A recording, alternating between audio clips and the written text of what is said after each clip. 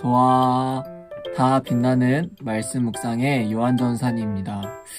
여러분들 또 한 주간 지나면서 또 코로나가 2.5단계로 격상이 되었습니다.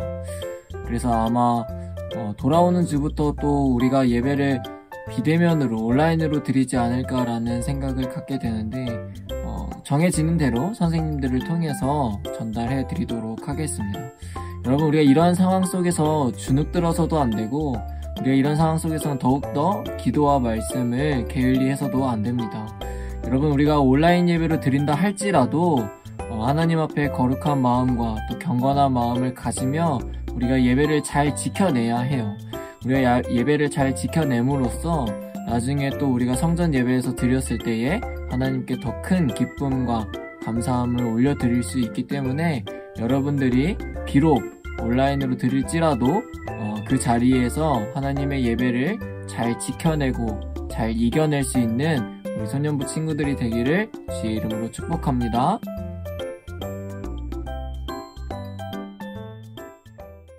오늘 우리에게 허락하신 하나님의 말씀은 창세기 32장 21절에서 30절 말씀입니다. 창세기 32장 21절에서 30절 말씀입니다. 우리 한 절씩 함께 읽어보도록 하겠습니다. 하나님의 말씀입니다. 그 예물은 그에 앞서 보내고 그는 무리 가운데서 밤을 지내다가 밤에 일어나 두 아내와 두 여종과 11 아들을 인도하여 야복 나루를 건널세.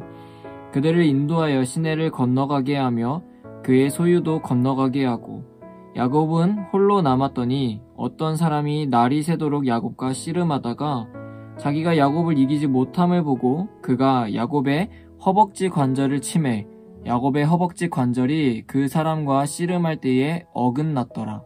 그가 이르되 날이 새려하니 나로 가게 하라. 야곱이 이르되 당신이 내게 축복하지 아니하면 가게 하지 아니하겠나이다. 그 사람이 그에게 이르되 내 이름이 무엇이냐? 그가 이르되 야곱이니이다. 그가 이르되 내 이름을 다시는 야곱이라 부를 것이 아니요 이스라엘이라 부를 것이니 이는 내가 하나님과 및 사람들과 겨루어 이겼음이니라. 야곱이 청하여 이르되 당신의 이름을 알려주소서. 그 사람이 이르되 어찌하여 내 이름을 묻느냐 하고 거기서 야곱에게 축복한지라. 그러므로 야곱이 그곳 이름을 브니엘이라 하였으니 그가 이르기를 내가 하나님과 대면하여 보았으나 내 생명이 보존되었다 함이더라. 아멘. 오늘은 야곱이 형 에서를 만나기 전에 야복나루에서 하나님과 야곱이 씨름하는 장면을 함께 보려고 합니다. 그래도 다음 말씀 묵상 때 야곱과 에서가 만나는 그 장면을 우리가 이해하기 위해서는 우리가 오늘 읽었던 이 본문의 앞에 32장 1에서 20절의 내용을 잠깐 우리가 짚고 넘어가려고 합니다. 그래서 크게는 오늘 우리가 이 32장 전체를 다 이해하는 것이 우리의 목표예요. 야곱이 집을 떠나서 라반의 집에 오랜 시간 지내다가 이제 형 에서를 만날 준비를 하게 됩니다. 32장 3절에 보면요. 당시 형 에서는 세일이라는 지역에서 살고 있었는데 야곱은 자신의 종들을 형 에서에게 먼저 보내면서 이렇게 전달하라고 합니다. 당신의 종인 야곱이 말씀드립니다. 저는 라반과 함께 살며 소와 나귀와 가축과 종들이 있습니다. 그러므로 제가 이 사람들을 보내어 전해드리고 형님에게 은혜를 구하려고 합니다. 이렇게 전달하라고 했어요. 종들이 에서에게 찾아가서 야곱의 말을 그대로 전하고 돌아오게 됩니다. 그런데 종들이 야곱에게 말하기를 주인님, 형 에서에게 우리가 다녀왔는데요. 에서가 지금 400명을 거느리고 주인님을 만나러 오고 있습니다. 라고 이야기를 하는 거예요. 야곱은 그 이야기를 듣고 굉장히 겁이 나기 시작했습니다. 왜냐하면요. 당시에 이 400명이라는 숫자는 전쟁하기에도 적합한 숫자였기 때문이에요. 어떻게 알 수 있냐면은 창세기 우리가 14장에서 아브라함이 롯을 구하러 가게 되는 장면이 있습니다. 그런데 아브라함이 롯을 구하러 갈 때에 자신의 종 318명의 숫자를 데리고 가게 돼요. 그리고 그 전쟁을 승리하게 됩니다. 그러니까 이 400명이라는 숫자가 결코 적은 숫자가 아니기 때문에 야곱은 형 에서가 자신을 죽이러 온다라고 생각할 수밖에 없었습니다. 그래서 두려움에 떨게 된 이 야곱은 자신이 가지고 있는 그 가축들을 두 무리로 나누게 돼요.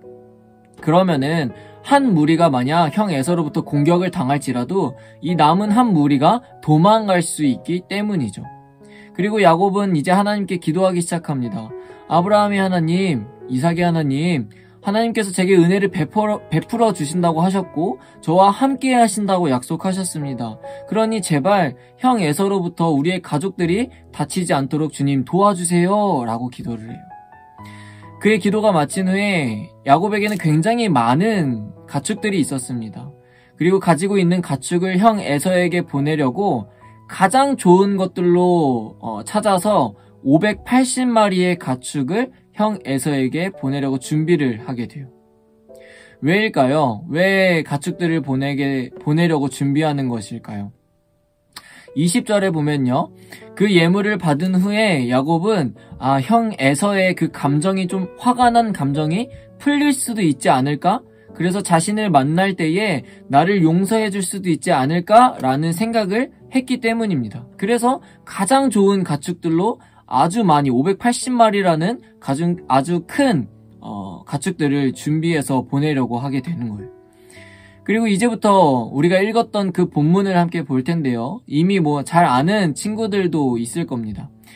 야곱은 준비한 그 580마리의 가축들을 형 에서에게 보내고 그날 밤 자신의 두 아내와 또 두 여종과 또 11명의 자신의 아들들과 모든 가지고 있는 그 재산을 강 건너편으로 보냈습니다.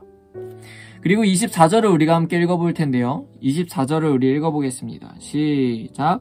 야곱은 홀로 남았더니 어떤 사람이 날이 새도록 야곱과 씨름하다가 이제 가족들을 모두 보내고 혼자 남아있던 이 야곱이 어떤 사람과 씨름을 하기 시작합니다. 여기서 등장하는 어떤 사람은 누구일까요? 물론 성경에서는 이 사람에 대한 명확한 정보를 제공해주고 있진 않습니다. 하지만 뒤에서 우리가 본문 뒤에서 보면은 야곱이 그에게 축복을 구하고 또 그가 야곱의 이름을 바꾸어 주는 것을 보면서 우리는 하나님이라는 사실을 알 수 있게 돼요. 하나님께서 야곱과 씨름하던 중에 야곱을 이기지 못하고 야곱의 허벅지 관절을 치시게 됩니다. 여러분 여기서 이 본문에서 여러분들이 오해해서는 안 되는 것이 있다면 하나님께서 야곱을 진짜 이기지 못했다라고 해석해버리면 안 된다는 거. 25절에서 야곱을 이기지 못함은 야곱이 하나님에게 자신의 기도를 들어달라고 열심히 매달리는 것을 하나님께서 꺾을 수가 없었다라는 거예요.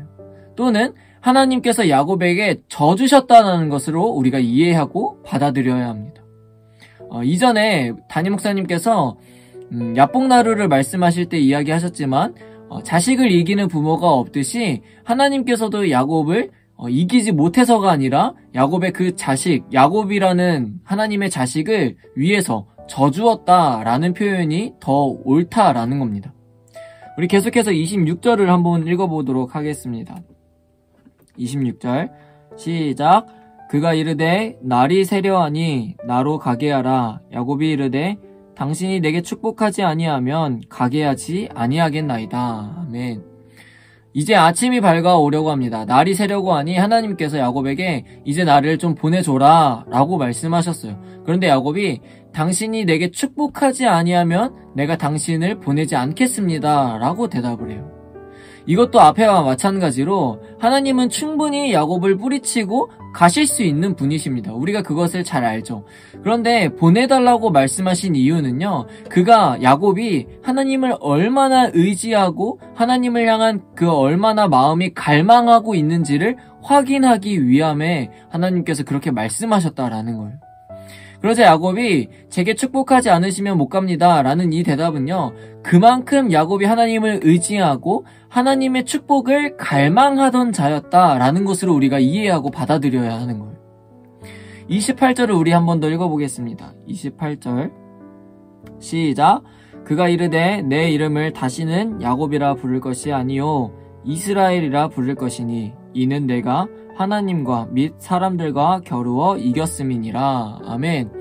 하나님께서 야곱의 이름을 뭘로 바꾸셨다고요? 이스라엘이라는 이름으로 바꾸셨다라고 하고 있습니다. 여러분, 야곱이라는 이름은요, 우리가 잘 아는 뜻으로 보면은 발꿈치를 잡았다라는 의미를 가지고 있어요. 그렇죠? 그런데 그 뜻만 있는 것이 아니라 속이다라는 의미도 가지고 있어요. 야곱이라는 의미가. 그런데 그 야곱의 이름이 속이다라는 이름에서 지금 어떻게 바뀝니까? 이스라엘로 바뀌면서 하나님과 또는 사람들과 겨루어 이겼다라는 의미를 갖게 돼요. 결국 이 야곱의 이름은요, 나중에 장차 이스라엘이라는 이 나라와 또 이 백성들이 사람들과 부딪힐 때에 하나님으로 인해서 하나님의 이름으로 말미암아서 모든 것을 이겨낸다라는 의미를 같이 함축하고 있다라는 겁니다. 이것은 야곱에게 굉장히 큰 축복이라는 거예요. 자, 우리 30절 마지막인데요. 30절을 한번 읽어보도록 하겠습니다. 시작. 그러므로 야곱이 그곳 이름을 브니엘이라 하였으니 그가 이르기를 내가 하나님과 대면하여 보았으나 내 생명이 보존되었다 함이더라. 아멘. 야곱은 그곳의 이름을 뭐라고 지었습니까? 브니엘이라고 부르게 되는데 이 브니엘이라는 뜻이요, 하나님의 얼굴이라는 뜻을 가지고 있습니다. 당시에 하나님을 대면하면은 죽게 된다라는 것이 히브리의 전통 사상이었어요. 그런데 야곱이 30절에서 뭐라고 얘기하냐면 하나님과 자신이 대면하였으나 자신의 생명이 보존되었다라고 해요. 그래서 야곱은 그 감사의 의미로 브니엘이라는 이름으로 그곳의 이름을 붙여주게 되는 것입니다. 오늘 말씀을 통해서 우리는 딱 한 가지의 그 교훈을 여러분들이 기억했으면 좋겠습니다. 그것은 바로요, 하나님과 기도로 씨름하는 자가 되라입니다. 여러분, 여기서 씨름이라는 것은요, 하나님께서 야곱의 허벅지 관절을 치고 또 보내달라고 이야기할 만큼 야곱이 처절하게 하나님께 매달리는 사람이었다라는 거예요. 또 그것은 야곱이 하나님의 도우심과 축복을 입기 위해 하나님을 열심히 붙들고 기도했다는 것을 묘사하는 표현입니다. 사랑하는 소년부 여러분, 하나님께 끝까지 매달리며 기도하는 노력이 우리에게 필요합니다. 하나님은 끝까지 매달리며 기도하는 자를 외면하지 않으시고 또 야곱과 같이 그의 요구들을 들어주시는 분이라는 사실을 우리는 분명히 기억해야 합니다. 또 야곱은요, 형 에서가 400명의 군사들을 이끌고 자신을 공격하러 올 거라고 생각했습니다. 그쵸? 그럼 야곱은 어떤 모습을 보이는 것이 사실은 정상입니까? 형과 싸울 준비를 하거나 형과 싸울 의미가 없다면은 적어도 형의 공격에서 방어할 수 있을 정도로 준비를 하고 있어야 된다라는 거예요.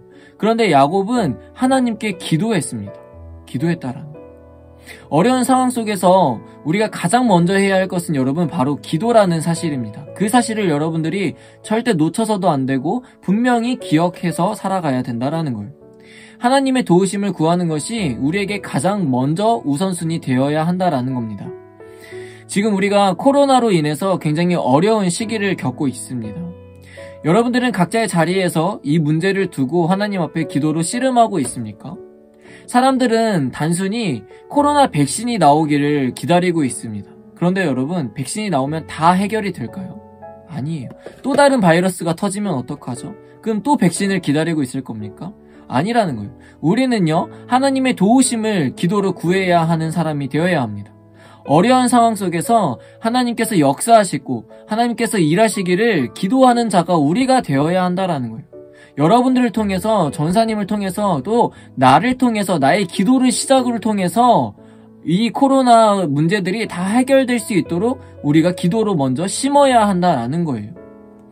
오늘 말씀을 통해서 여러분 분명하게 느낄 수 있었던 것은 하나님 앞에 뜨겁게 매달리며 기도하는 자에게 하나님은 응답하신다라는 겁니다. 야곱이 정말 처절하게 하나님께 매달리며 허벅지 관절이 자기가 침으로써 어긋났음에도 불구하고 하나님을 끝까지 놓지 않았습니다. 왜요? 그만큼 하나님의 도우심이 필요했고 하나님의 축복을 갈망하던 자였기 때문이라는 겁니다. 사랑하는 소년부 여러분, 코로나로 힘든 이 시기에 우리 모두가 야곱과 같이 기도로 씨름하여 하나님의 일하심과 또 하나님의 축복을 받아내는 귀한 하나님의 자녀가 되기를 주의 이름으로 축복합니다. 아멘. 기도하겠습니다. 하나님 감사합니다. 오늘도 우리에게 새날을 허락하시고 하나님 말씀 앞에 서게 하심을 감사드립니다. 하나님, 오늘 말씀을 통해 우리가 야곱과 같이 하나님에게 기도로 씨름하는 자가 되기를 소망합니다. 어려운 상황 속에서 다른 것을 의지하고 다른 것을 소망하기보다 하나님만을 의지하며 하나님의 도우심을 소망하기를 원합니다. 주님, 우리가 코로나로 힘든 시기를 겪고 있을 때에 더욱 기도에 힘쓰는 자가 되게 하시고 내가 끝까지 매달리며 하나님 앞에 기도할 때에 하나님께서 응답해 주실 것을 확신하며 기도하게 하여 주시옵소서. 오늘 우리가 들은 이 말씀이 여기서 끝나지 않게 하시고 나의 삶 가운데에 실천하는 자가 되게 하여 주시옵소서. 예수님의 이름으로 간절히 기도드리옵나이다. 아멘.